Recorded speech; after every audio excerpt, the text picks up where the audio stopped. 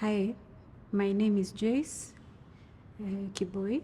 I'm a technologist in this lab, Public Health Engineering Lab in Civil Engineering Department. So today we are looking at the alkalinity of water. We are going to use a titration method to test for alkalinity. So alkalinity is the chemical measure of a sample's ability to neutralize acids.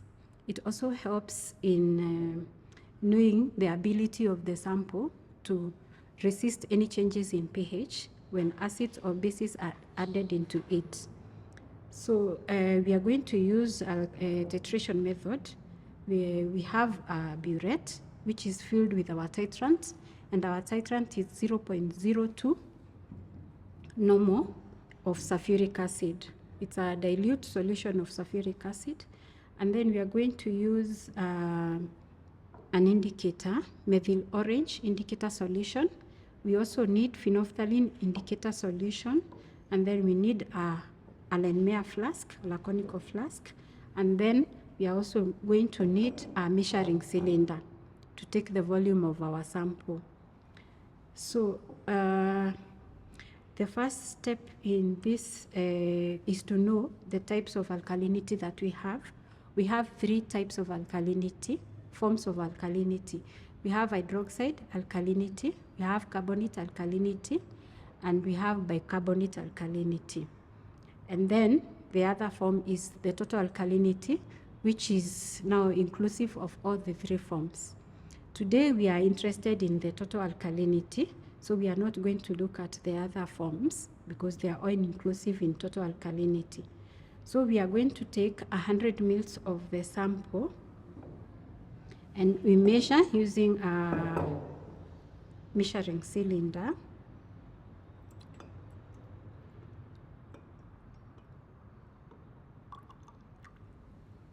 So 100 ml, we pour it in the Allen flask. Then we add phenolphthalein indicator.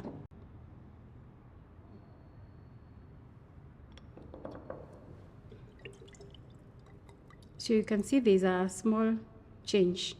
There's a pink color that has been formed. It may be faint, but it's there. You can see it. So once it changes to pink, we titrate until the color changes to colorless. So we are titrating with 0.02.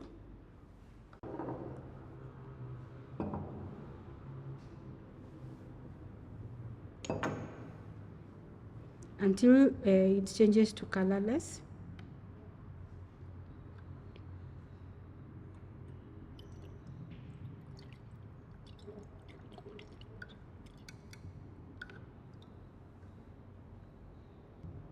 So it's already colorless.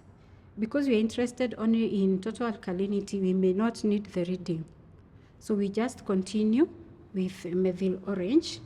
Now this one is going to give us the total alkalinity, 3 drops.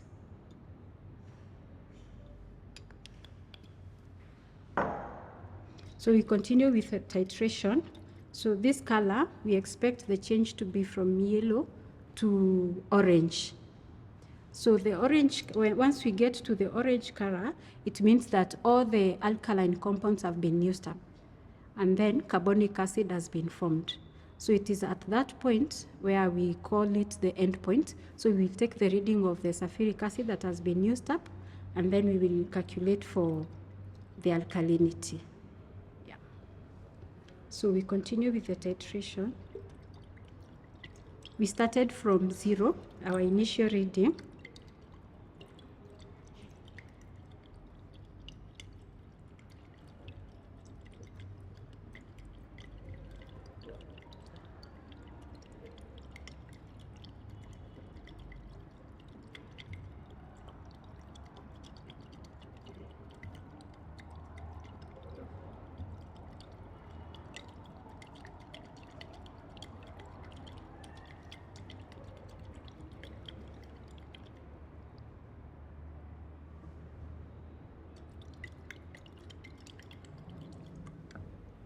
So that's already orange.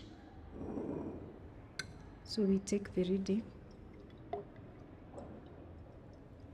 So I have to hold it. So the reading, we started from 0.0, and now we are at 5.6. So our initial reading was 0, the reading of the burette. So after titration, the final reading now is at 5.6. So we get the difference, which is 5.6, and then we calculate for alkalinity. So since we took 100 mils of the sample and we want our reading to be in milligrams per liter, we are going to multiply 5.6 by 10 so that it can be in liters.